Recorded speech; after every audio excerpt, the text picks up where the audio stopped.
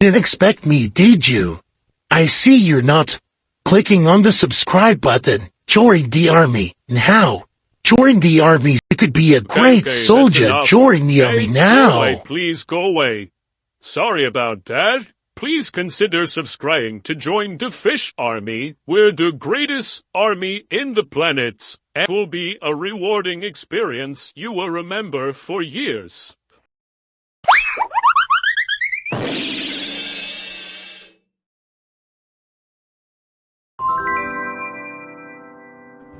I've been watching Descendants a lot lately. I rewatched the movies over the summer and would occasionally watch some content about it.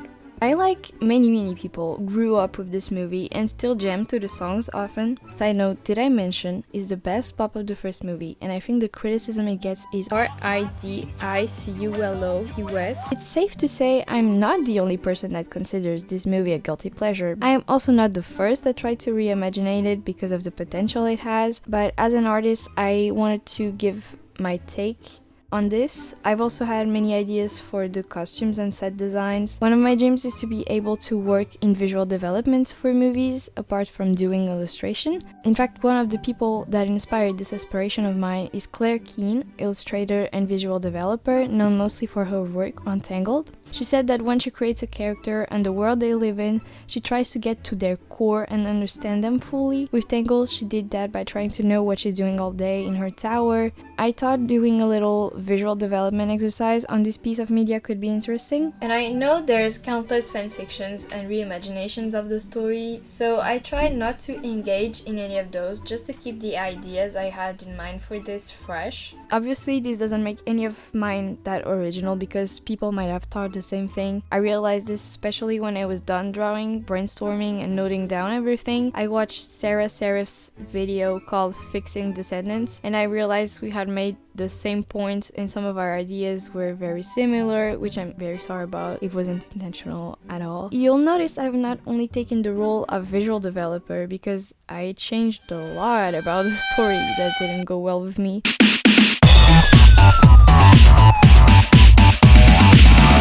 Like singing your name. No!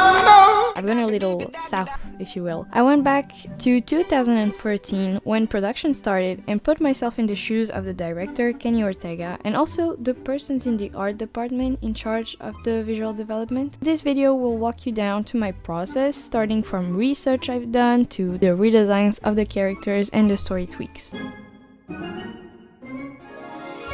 First, I'm gonna remind you of the premise of the first movie in case you haven't watched it. In present-day Oregon, Ben, the benevolent teenage son of King Adam and Queen Belle, offers a chance of redemption for the troublemaking offspring of Disney's classic villains, Cruella de Vil, Maleficent, the Evil Queen, and Jafar. The main themes they went for are abuse, toxic parenting, second chances, moral ambiguity about good and evil, and finding family outside of your blood relatives. They went for very edgy clothing and music, as kids were into that in the 2010s. My problem with this is that it translates in the costumes with an enormous amount of leather. First off, if they lived in poverty, how did they get access to such expensive material? But also, leather isn't the only way to be edgy. For example, Vivienne Westwood had very provocative and edgy designs embracing individualism. We see this mostly first with the punk influences in her silhouettes and use of mainly tartan, tweed, and leather. Westwood also had a fascination for royalty, so it's quite literally a match made in heaven. I also think Alexander McQueen's designs are good for inspiration as they are very dark and theatrical. They would have been a cool inspiration and would have made an interesting contrast. In Oregon, they mostly either look like what a mom would just their child or middle-aged parents, no in between, so either way they would stand out.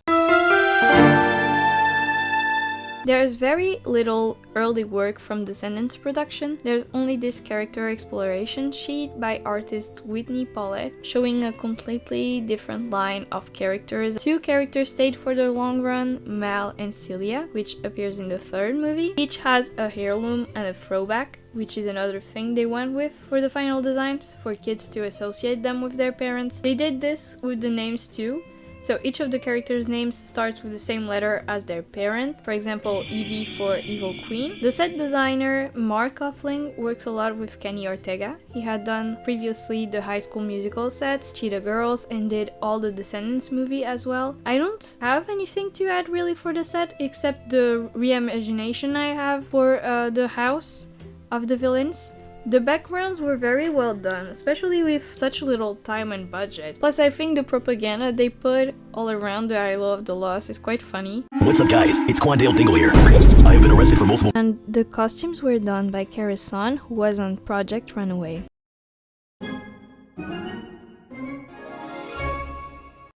The redesign would be too long if I did everyone, so I limited myself to the VKs, Ben, Jane, and Lonnie. I changed Jane and Lonnie the most. Jane is a completely different person. I don't understand in what world Fairy Godmother would have a daughter. She's a granny. Biology doesn't work like that. If she had a daughter, she would be at least 30. I think it's a missed opportunity. I mean, come on, Disney, how are you making Descendants and not including one of the most iconic Disney princesses, Kenor's daughter? If you hadn't guessed yet, yes, of course, I'm talking about Melody. Ariel's daughter is now grown up. The actress that plays her looks exactly the same.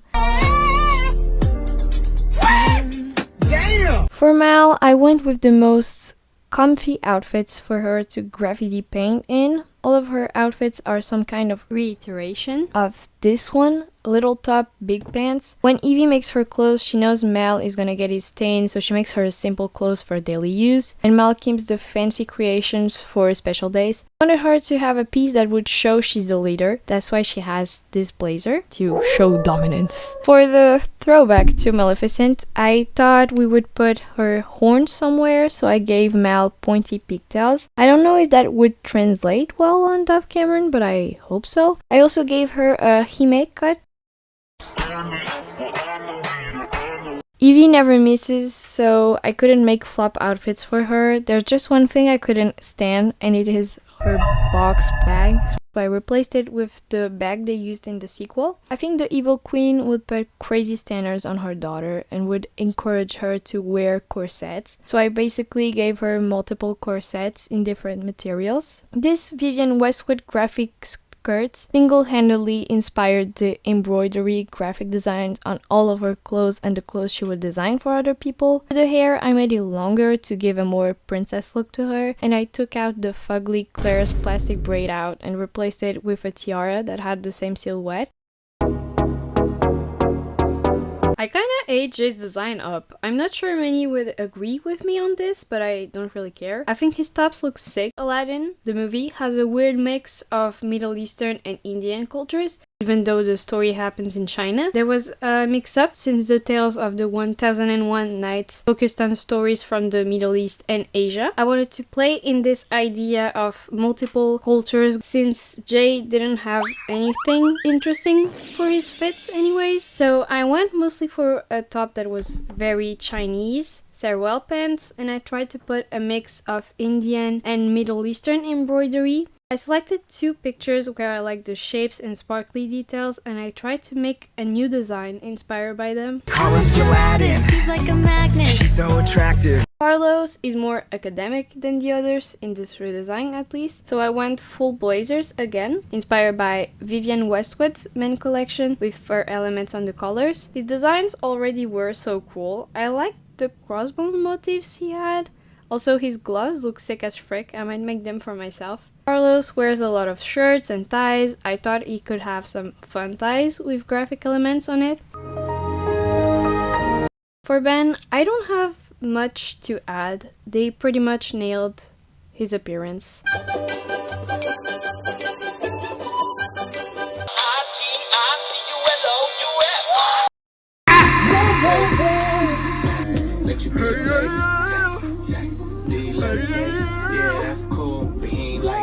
Lonnie, or Li Wei in my version, is a very sporty girl, and I think she basically lives in sportswear. I also went for these types of outfits with Chinese imagery. I envision her to have this jacket but with Mushu instead of the dragons here. Melody dresses mostly in pajamas in the Little Mermaid sequel, apart from a pink and a yellow dress. I don't think Melody would have a good fashion sense if it were not for Ariel and the castle employees. As long as something is green or pink and is comfortable to run around is good. Evie would make her very beachy, mermaid-inspired clothes like these. Let's now talk about the coronation outfits. Carlos was the worst outfit in my opinion. I know he's supposed to be younger and a lot of teen boys dress like Adam Sandler at some point, but seriously, Evie, this was the best you could come up with? I took, again, inspiration from Vivienne Westwood men's fashion lines and made him this three-piece suit with a vest, a blazer, and classy pants. Evie's dress was fine, but I made it a little extra with a red corset and a longer cape. On the collar, I put pearls, just like this jacket Princess Diana wore. Mal was looking like a purple Evie, so I scrapped all of this and went for this dress that once again was inspired by, you guessed it, Vivienne Westwood. I changed the shape on the front so it wasn't a copy-paste and took the sleeves out to replace them with this dragon that wraps around her arms. Jay, yeah, he was there. Men's fashion is boring, but come on Evie, you could have at least come up with something more interesting. I had this Indian two-piece set on my mood board, so I rolled with it. I just made the jacket shorter and added more sparkles. Let's pretend I'm in the Disney boardroom with Kenny and the writers. They explain the storyline and pass the script around. What would I have criticized and what solutions would I have brought? Let's start with 10 things I disliked from the original story. 1. In Mal's narration, she says 20 years ago, King Beast and Queen Belle united the kingdoms all together to form the United States of Oredon, and God himself elected. In the first minutes, it's revealed his son Ben is going to be crowned king. This isn't possible because he would have to be elected. Also, he isn't qualified to rule this extensive land. The Duke didn't even graduate. I also have a problem with the United States imagery here. I found the map for Oredon and it's basically every kingdom glued together, which is strange because how do you glue in China with the Corona Kingdom from Tangled? The logic was probably, hey, that's a kids movie, and most of them don't care or don't know where to place either of these countries on the map of the world. 2. King Beast put all the villains on the Isle of the Lost, condemning the next generation to poverty, and never gets confronted about it, nor does he face consequences. And you know what politicians get when they make mistakes? Now that I think of that, not actually that much.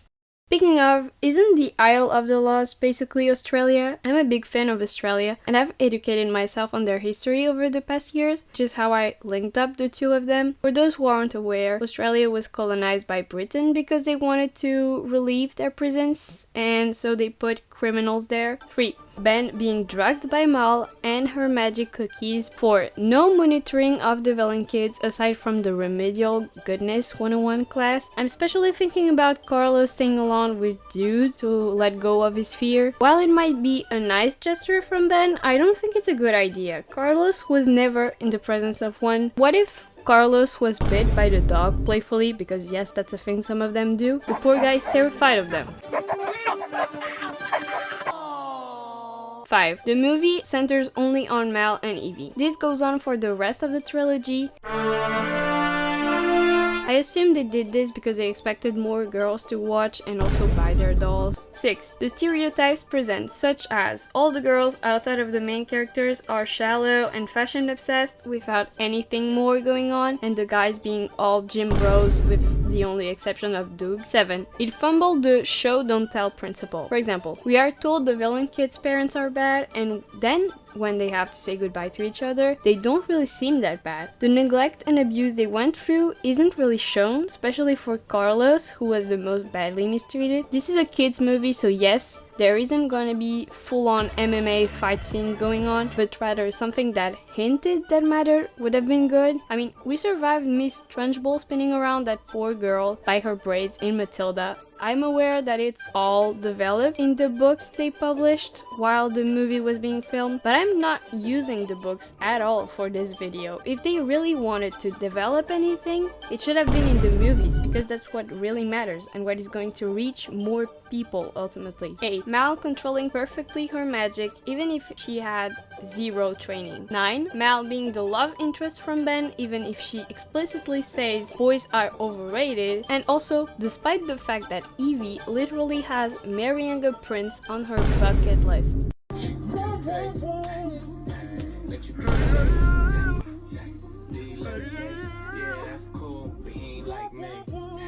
Rather than doing the United States of Ordon thing, 20 years ago, the kingdoms formed the Kingdoms Alliance to help each other out. Basically a European Union, but Disneyfied. The fantasy France where Adam and Belle live in is going to be a constitutional monarchy. In addition to the monarchs, a government is also at the head of the kingdom. In the original Disney stories, some villains are dead or, like Jafar, in prison. However, to simplify this, I would suggest they are all actually alive and their death never happened. King Adam, the Beast, pitched the idea of putting them in the Isle of the Lost, surrounded by a magical force field to punish them. The Alliance voted in majority for the idea, as they were getting worried about them forming new plans to take over. I wanted to give more details about the Isle to answer my own questions. When the villains arrived on this unoccupied island that once had inhabitants that left long ago for unspecified causes, since the Isle came with old buildings, the royals were feeling better about this decision. In the movies, they never talk about how they get food or clothes. Apparently, in the book, it said that they were sent the royals' garbage food to eat. They sent charity trucks with old stuff from the people living in Ordon and neighboring kingdoms, which again reinforces the fact that they're feeling better about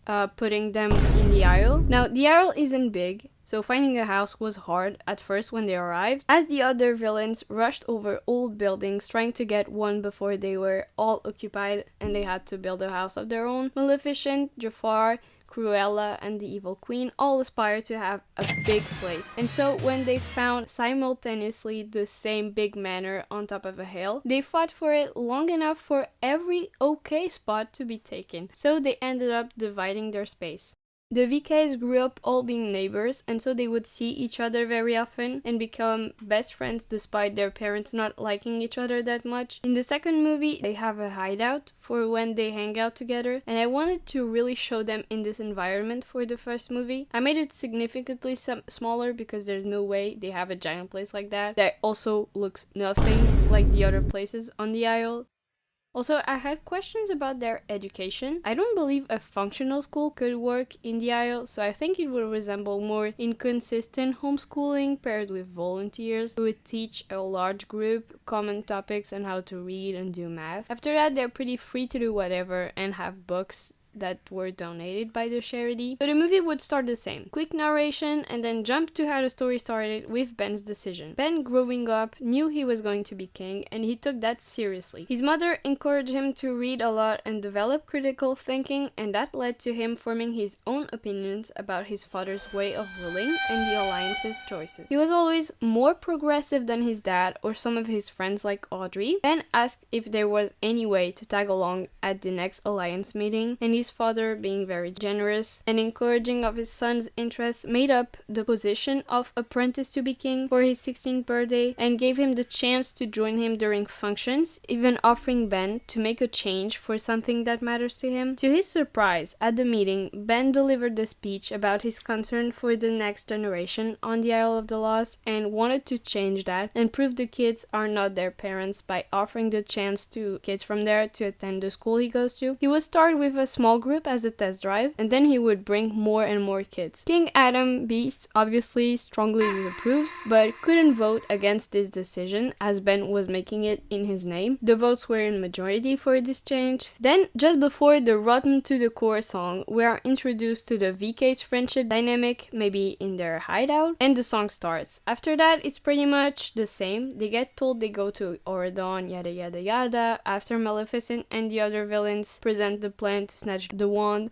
they each go into their homes, so we can get a preview of how their home lives are as they pack the so little possessions they have. Maybe even make a song about it, where each time there's a duet between the parent and the kid. Starting with Jay, Jafar doesn't really care for him as the other parents do. He sees him as a tool. He's disappointed he doesn't have someone to steal for his market anymore. I think it's very in character to tell Jay to play solo and make sure to get the wand for him. Evie packs up way more than necessary beauty products, clothes, and sewing tools. The evil queen is more tender to her daughter, but at the same time, she tries to live through Evie and pushes unrealistic standards on her. She reminds her to stay pretty at all times to find a prince to marry, and she gives her the mirror. Carlos's preview is a bit darker. He's happy to leave and sings about how she treats him literally like a dog, and it's shown by him after doing that, tripping over her coat or something, and she just chase him around, yelling insults that are Disney appropriate, I guess. Also, in the original 101 Dalmatians, Cruella has two sidekicks, two men called Jasper and Horace. In my version, they pitied him and tried to give him bare minimum parenting when Cruella wasn't making him do chores or run errands for her. So maybe in the song they distract Cruella, dust his coat off, and say their goodbyes. Finally, we end the preview with Mal's home life, ending the song showing Maleficent's pressure put on her and her last words to her daughter, "Go and don't be a disappointment." Then we keep pretty much the same things except for when they arrive. Ben isn't swooned by Mal in my version. Instead, he seems pleasantly surprised by Evie's open flirting. This triggers Audrey, who isn't Ben's girlfriend, but rather his longtime friend, who she hopes to go out with. The fairy godmother explains to them that Ben, the president of the student council, and the vice president Melody would be assisting them with anything. I think Ben and Melody would work well together. Ben would talk the most since Melody is socially anxious. Melody sides with him about the decision to welcome the VKs and is willing to get to know them. On the way, they see some posters for Ben's fake coronation. They ask about it as Ben, Audrey, and Melody take them to the dorms. It's just a little celebration for Ben to welcome him in the government with the students and his parents, where the fairy godmother will bless him. The movie goes on like the original until after the museum scene. There is the conversation with Ben, where Mal tries to ask if they could be front row, and he mentions that there it's only going to be his parents, and he jokes, "Maybe my date if I get one," which gives Mal the idea to get Evie to seduce him, not giving him the love potion, by the way. I would insist on keeping the dimension though. Now for the subplots, which happen in the movie when the characters understand they have to wait to get the wand. First, Mal. Ben suggested her, before they tried to go to the museum, that she should try the art course at their school, and since she was sure they would get the wand in no time, she shrugged it off. But after this, she goes to the class and really tries. The thing is that in the class, they only paint fruits and Doug, occasionally lying dramatically on the table. Many people will hate me for sidelining Doug, but they'll have to live with this. Mal isn't fine about the fact that this is quite literally all they do, so she shakes up the class a little and shows what type of art she does, teaching them to go wild and free on their canvas. I'm not forgetting she's the main character and she has the magic thing going on. However, to spice things up, I'm making magic completely forbidden and frowned upon. She tries to understand her mom's spell book and tries to get at least one spell right, the one that could help get the wand, which is a magnet type spell. Evie's subplot is pretty simple. She wins over the school by making clothes or giving small touches to the original items to make them more unique and less look like Target's Spring Tweens collection, laying the groundwork for her in-school business in the next movie. She tries to impress Ben, since the goal is to seduce him after all, and she figured since he was quite the scholar, it could work. But one day, the teacher catches her using her magic mirror, and when Ben asks why she would do such a thing. She explained she was trying to impress him. Ben then organizes a study date at the Enchanted Lake and their crush blossoms. Jay's subplot is also pretty much the same. Fairy godmother suggests he should go to tourneys tryouts and he gets his character arc through sports, I guess. In the second movie, he has this subplot with Lonnie where she wants to enter the fencing team, but Chad is sexist and doesn't let that happen. Jay eventually finds a way to include her. I'm moving this to the first movie to show that in the end there are still problems coming from the good people external to the villains that they have to work on and that the villains have already resolved. So during tryouts he meets Li Wei and she's good at sports, but Chad, who is captain in my version, doesn't want her in the team and gets her to go away. So Jay becomes a key element of the team and talks to the coach without Chad around and gets Li Wei to join the team. Finally, Carlos' subplot involves Melody so we can get them to interact, because in the second movie he's smitten with Jane and they barely spoke until then. Melody adopts a therapy dog so the VKs could go to him if they felt anxious or homesick. She says to Carlos one day during a conversation when he's feeling anxious, "Hey, you can still talk to Dude," thinking he was aware it was a dog. He goes to Dude's little kennel with her, flips out when he sees the dog, but Melody shows him there is nothing to be afraid of and teaches him how to give the dog belly rubs. He also joins a computer science class and he's stellar there, as he should be. The teachers are impressed by his skills and the small tech he's able to make. They ask him if he wants to be a part of a program that would get him in good universities. So they are all distracted, and Mal, just like in the first movie, reminds them constantly of the plan, but they are all conflicted because in Oradon they envision a good future they wouldn't have if their parents dominated the world with them. There's also this event in the original movie called Family Day, where the parents come to the boarding school to see their kids. It's where Ben presents his girlfriend to his parents and where there is a confrontation where Audrey's granny gets mad because Maleficent's daughter is there and Chad says crappy stuff about the VK, so Evie puts him to sleep. And now the school is against them again. In my version, there's an awkward meeting with King Adam and Queen Belle and they get invited to the game of croquet just like in the original. But the game segment is a song where King Adam is singing about his controversial opinions about the villains and the VKs are not having it. Belle, Ben and Evie are trying to keep things cordial, and during the chorus more characters join in, like Audrey and her granny, and Chad echoing the bad ideology King Beast has. I would like for them to have a choreography that is graceful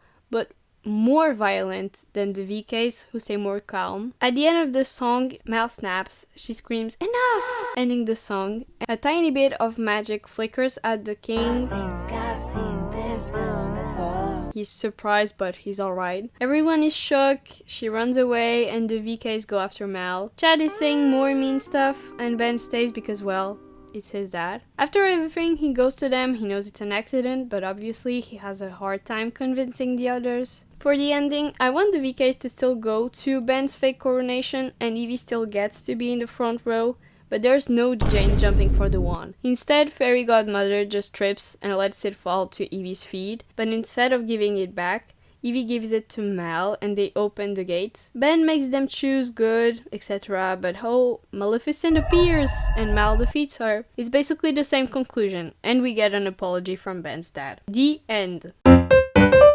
We reached the end! Before you leave, consider checking the link in my description box for the Cameron Boyce Foundation. After his passing, his parents opened this non-profit organization to fund research for a cure for epilepsy, as well as contributing to causes he was involved in. If you can, even a small donation can help them. If you enjoyed this video, consider liking it and subscribe if you're not already, because if you do, you deserve a gold star, and that's the coolest thing one can ever own.